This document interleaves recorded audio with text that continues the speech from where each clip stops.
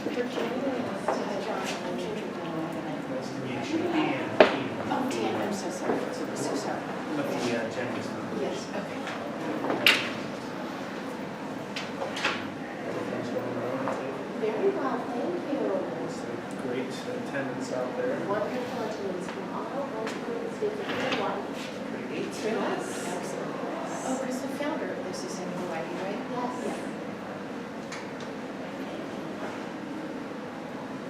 The curveballs. No, Right, I should not be exactly.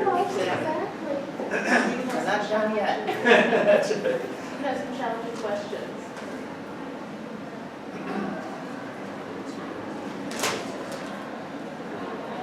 How old is your baby? She will be 2 months tomorrow. Oh, Yeah. very challenging. Yes, she is. Thank you. It's an amazing thing. It is really an amazing thing. And everybody says that when they talk in terms of what you'd expect. The cry baby goes to mom. The baby diaper goes to dad. I've had enough. I can just leave. Which is all true. What's really so remarkable is watching her own child parent. It's like, how did she get to be so good at this? She's only been doing this for 2 months. And of course, the baby changes every third day. So what you learn on Tuesday, they don't work on Friday anyway. And it's been a complete joy to watch that grow. And this baby is in a very rough week. And my husband and I were like, I don't remember all the crying. It's that frustration too of working to That's right. I know, so I was never good at that. I had 3 children and never got good at understanding what, they say, oh, you'll learn to cry. They have a different cry. Yeah. So, it's like, well, I just fed her, so is it bored? Is she ready for a nap? Yes. And if she's bored and you try nap, No. Right. No. The worst is when you think you're marked, you feel like, oh, it's not good for me. I feel terrible, right? Like, oh. That's It's that. absolutely worse. That's stronger than first realized. Yeah. One of the things I'm shocked I told you Especially good at getting what they want. Oh, the master. Yes, yes.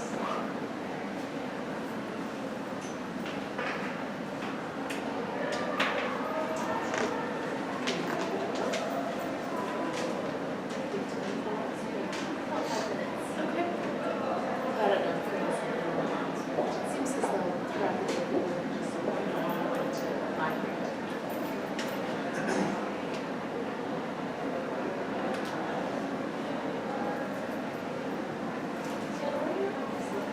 Right downtown.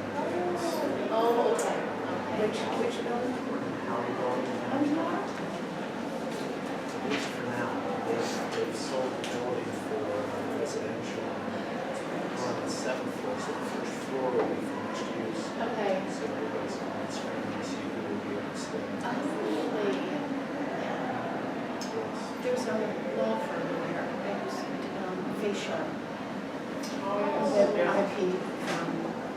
And I have a friend who works there. Anytime I can get this from her. For sure, we're seeing the spots where the bigger, larger tenants, larger companies, so Oh, really?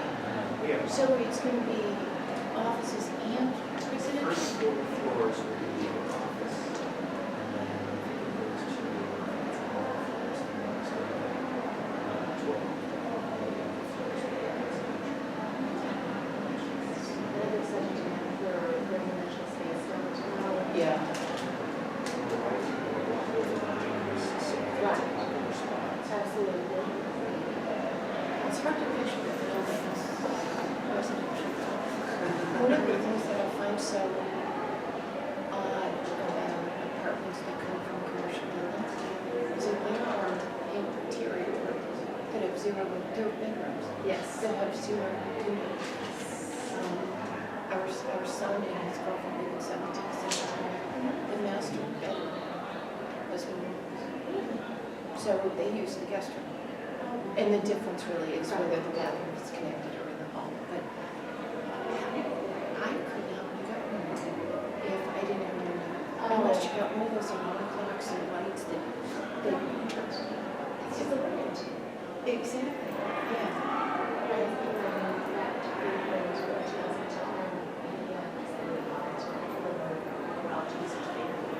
Yeah. And so one of the reasons why we chose to keep that done on the shortway. Yes. Is that as awesome inside as, It's just a little bit.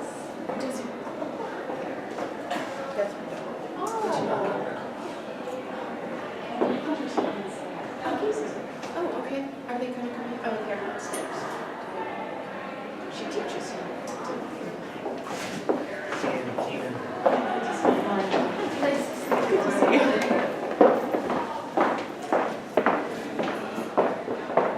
Excuse me. No, you're fine. Hi, John.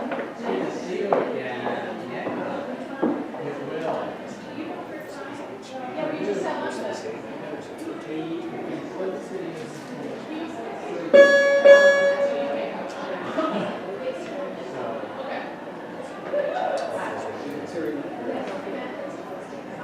Ginger.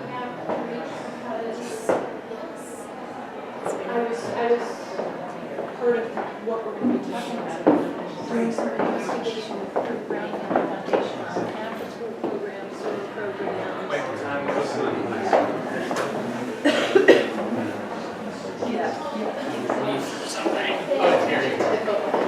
Oh, perfect.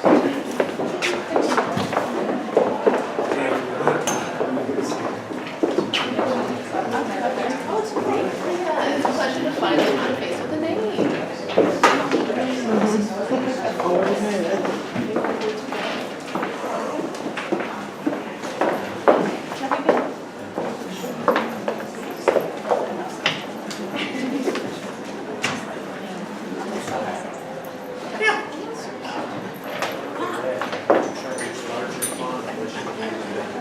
Large is probably better. Yeah. Now there you go. The next time we'll all have a longer, so.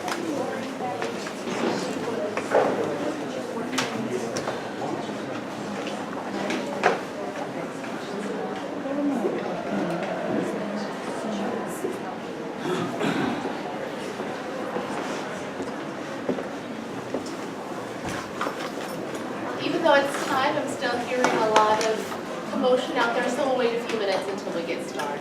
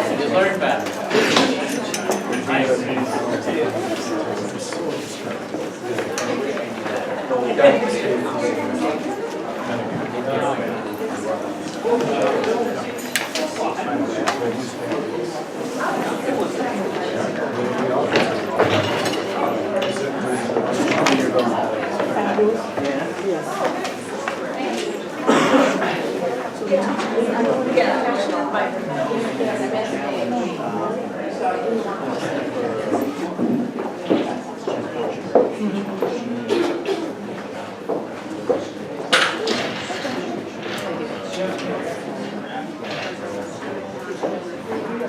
know you know.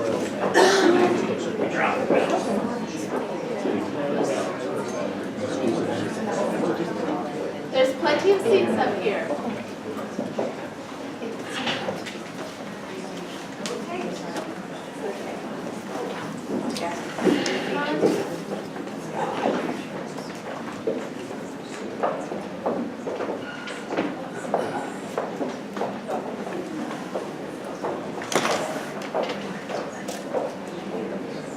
There are,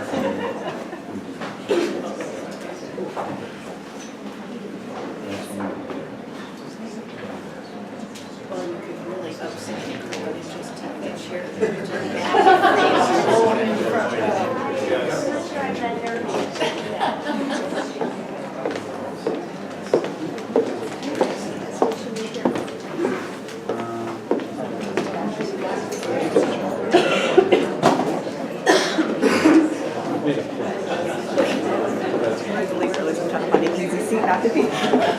Okay, well, I think all things considered, we should get started. So I'd like to welcome everyone today. Just to make sure everyone's in the right place, the title of our panel today is Securing Funding Strategies for Stewardship and Sustainability. I'm Leah McCrail, I'm the Senior Regional Director of Advancement here at Hathaway Brown, and I'm so pleased to introduce to you our panelists today. Dan Keenan, who's the Executive Director of the Martha Holden Jennings Foundation. Jonathan Bridge, Director of Development at University Square. Is that correct? Okay. close enough. And Ginger Wagaman, she is she's a board member here at HB, and she also sits on the advisory panel for the Aspire program. And I am the moderator of the panel. And so I guess we'll just get started with an introductory question for all of our panelists. Would you please introduce yourselves by describing the role in which philanthropy plays in your life, and tell us about a bright spot among the initiatives that you care about and support.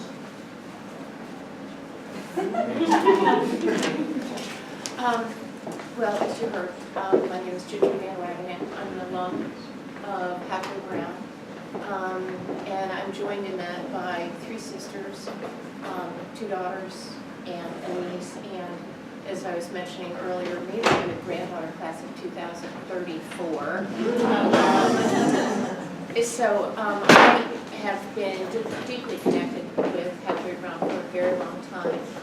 I grew up in a family where education was prized, and that is something that we just took in by osmosis. We also, I realized as an adult, understood mostly through osmosis that giving back to your educational institutions was something that was expected. And so for me, the opportunity to be part of the funding for Aspire and also to sit on its advisory board has been really a treat. And after we do introductions, I'm happy to share more about both parts of that. And I guess we're starting with the personal. I went to an independent school, University School of Milwaukee, and my father happened to be the headmaster. And so I grew up with the benefit of having my tuition covered for all that time. And I was so grateful for my education that I kind of have a lifelong goal of paying my alma mater back through supporting that school.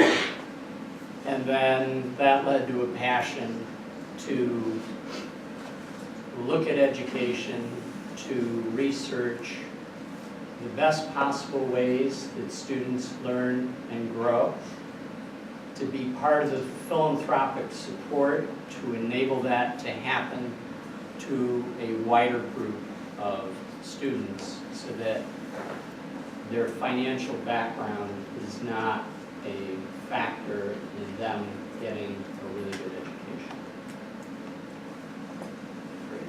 like my co-panelists, I had a family of educators. My dad was a public school superintendent, so I had free tuition also. And then he later was head of a department for graduate education at a small university, Franciscan University in Steubenville. And my mother was a professor and the head of the undergraduate department for teaching at Franciscan University for 40 years. So both were educators. I have a brother who was a superintendent, and I was a school superintendent for 7 years. And philanthropy, I've learned through my parents' work and my work that I guess the bright spot that I learned was there's a real genuine passion for providing for the philanthropic group or entity that's providing funds. It's pretty genuine, and when you have that partnership, it makes a nice difference because you know that there's a laser focus there. So I love the Jennings Foundation. Been a part of the foundation for 7 years now. In my second year as executive director, I was on a committee that read grants prior to that. And again, the Jennings Foundation is very focused on excellent teaching and deep learning. And the fact that we know ourselves well really helps when I'm meeting with different partners. So that's been a great spot for this one. What does it take to become savvy at securing money for an initiative? You would mind sharing a few tips and lessons learned, tricks of the trade? That sounds more like him. When I heard about this question, I said, I don't think I'm savvy at that. But I would say that in this context, perhaps of working with foundations or with working with individual donors, an organization has a mission and a vision, and a donor has a vision for what they hope to achieve with their philanthropic support. So I think a huge part of being effective in our role is to be a listener and to ask meaningful questions that get to the heart of what individuals care about.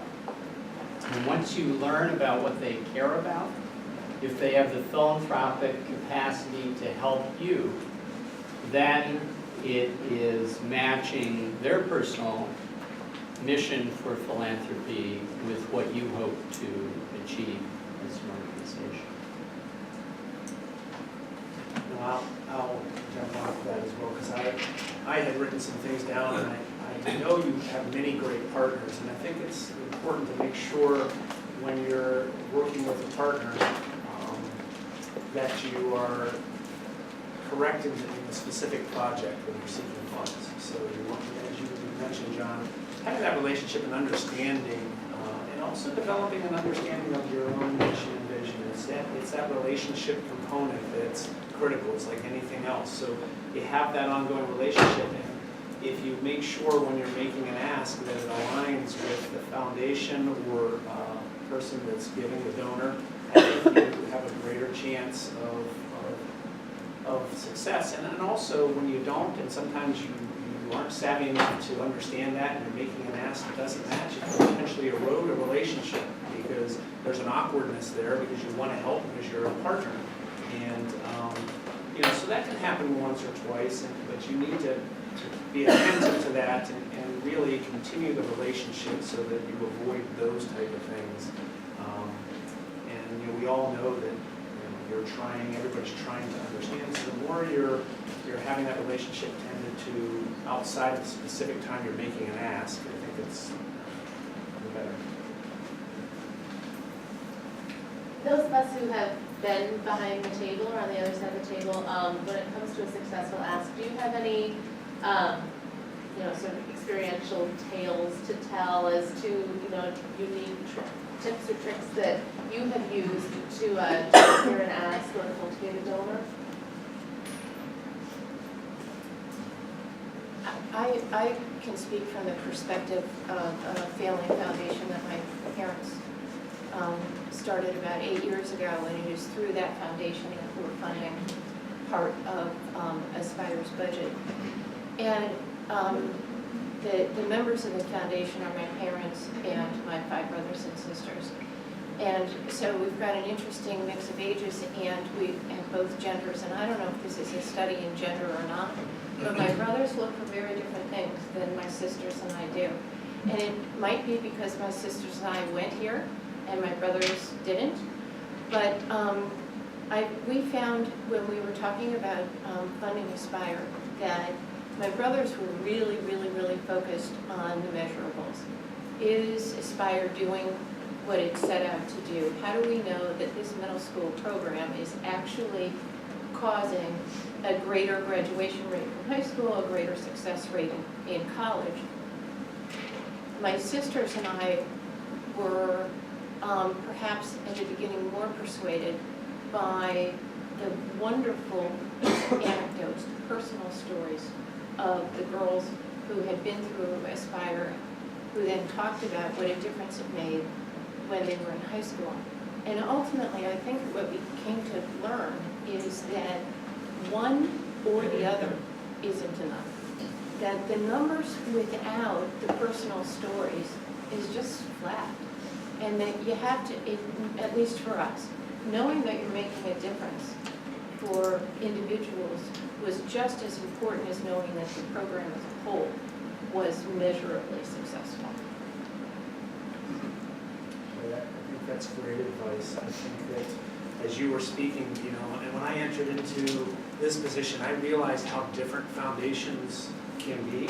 There are very small family foundations that are truly still run by the family. I represent a foundation that started with a family, but there are no family members involved. I have a board, I have a distribution committee, and so same process you just described. I can tell you people on my distribution committee that are going to be looking at that budget and asking why the pencil hasn't been sharpened, and others are going to really want to know some of the ways that the playing field has been leveled, and some are going to want to know the story, and some are going to look at that evaluation component. For me, I do want to note that if you're, and again, I like to give a foundation perspective, if somebody's asking to fill out an application, oddly enough, the biggest error I see is a group will not answer the question directly first. There's so much there, the paragraphs and paragraphs of what an entity wants to tell us, and I feel for them because I've been on the other side, but I know when I get in those meetings with our foundation,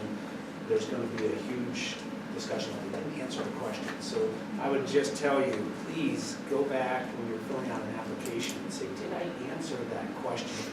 And then there's often room for you to complement that with some of the comments that you have. And so I think that's important. And then the other thing is my group looks quite often, I do too, do the objectives listed make sense when you look at the evaluation? Are you evaluating what you said you were setting out to do? So sometimes they'll have all these great goals, and again, mine's for educational programs, for critical thinking and problem solving, and we'll look at evaluation to say 90% of the students will participate. Well, that really is not a match for the intended goals, so you would change your intended goals or adjust your evaluations. So those are just a couple tips in my small role that we see might help.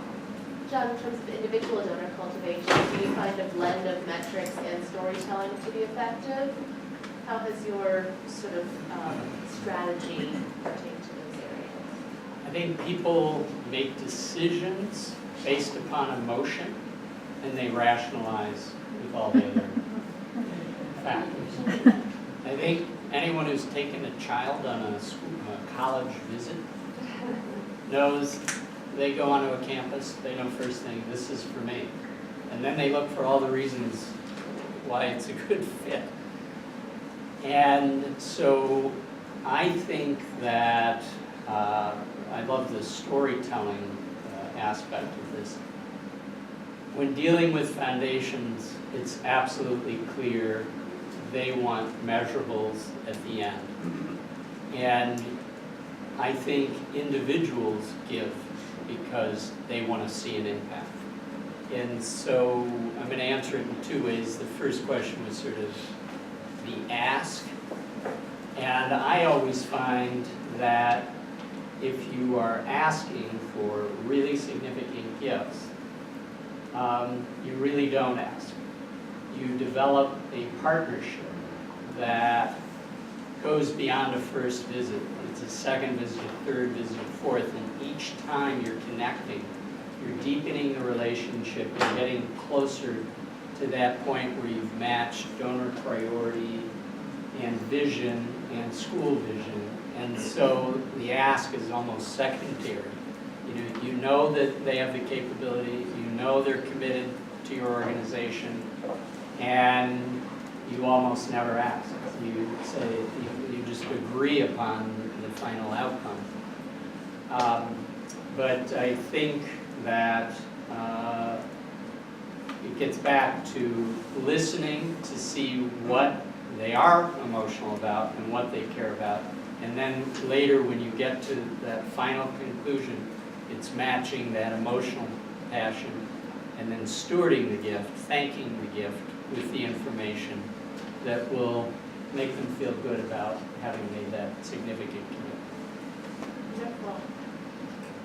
So I know that in here we have a lot of larger schools and smaller schools, and schools that are really sort of initiating their development efforts. So we wanted to ask our panelists how you would go about funding a startup idea. How should strategy change as the idea becomes more and more established? I don't actually know the answer to that, but I would say that it's important to have done what John and Dan were talking about earlier, which is listen. There are, our foundation happens to be interested in what we call incremental funding as opposed to substitutional funding. We don't want to take the place of a foundation who said, okay, I did this for 5 years and now I'm out. We want to know, if you had $25,000 more, what would you do with it? So what we're interested in is helping a program grow or try something new or expand. But you'd have to talk to us to understand that that's what we're interested in. And which is exactly what Dan said before. You have to listen. That's your first job. I think if you're starting something up new, it's just good to communicate why that route is being taken as opposed to complementing something that's already there, or to why there's a need and how that relates to the passions or interests of the group that you're working with. And in my case, it would be people who are excellent teaching. So. And then we also want to see that due diligence has been done. There's been a lot of thinking about how this is a vision, and there's a lot of thinking into a plan of how it will be done. So we know it's not just a dream, which is critical because that passion will be there to carry it forward, but there's a dream with a plan, and then there's an evaluation tied so that knowing that it's just going to be something that's starting out, that there will be a continuous improvement process that will have to take place. We know that nobody's going to nail anything correctly the first time, and that doesn't scare us off from funding something. What scares us off is when somebody else doesn't know that it's coming to us and they haven't prepared for that. And so just some type of acknowledgement that, there's some confidence, we have our ducks in a row, we have a vision, but we also know this is going to be a process, and we'd like you to enter into that process with us. Those are the best examples of groups that really, I think, have been successful in not just working with us on a startup, but having that relationship continue. I would say if you're starting something brand new, well, I can't speak for the foundations. If I were a foundation, I would want to see that individuals inside your own community have found this to be such a priority that they have supported it first. And so I think insiders need to support a program before you expect other individuals to do that. Part of your question is sustainability Yes. too, and what happens sort of after that initial funding. And sometimes the foundation will say, I'll fund you for 3 years to help you jumpstart this initiative, and then we're off to another thing after that. And so you do need to be prepared for what happens when that stream of income that you've been dependent upon goes away. And that's where I think as schools, current use, restricted giving is an important option for your donors. And it's incremental giving, it's not budget relieving giving that they want to do. So to say to a donor, we'd love for you to, you've given $5,000 to the annual fund, don't shift it over into this restricted bucket, but say, you can enhance this program by considering $10,000 more a year for 5 years restricted to this particular program. I would also add that I think to sort of enhance that sort of ask is we really want to go to people and organizations and donors who are familiar with your track record of success already. Granted, excuse me, any new program may fall outside of their boundaries of fundraising or their individual interests. However, I think the relationship needs to be there so that you've already demonstrated to them your competency, your efficiency, your work style, and then can continue to build upon that relationship and offer mutual benefit. They have the philanthropic advantage of being of service, and you have the advantage as well of having increased and strengthened your relationship with that donor. That's my personal experience there. Everyone's favorite question: what differentiates a good ask from a bad ask? I wrote a few things down on this. But they're really related to what we discussed. A good ask is on target. It's a great match between the passions of the foundation in my circumstance and the organization's mission and vision and values. So it demonstrates the due diligence and why the ask is needed in this circumstance. Has an organized plan of action to demonstrate that the resources will be used wisely. It shows great understanding and consideration and respect for what the donor desires, their resources, for the resources that are provided. And again, the evaluation matches the objectives. And the bad, they're haphazard, there's no due diligence, there's a little bit of presumptuousness that this is going to take place, and so no plan of action or evaluation. And again,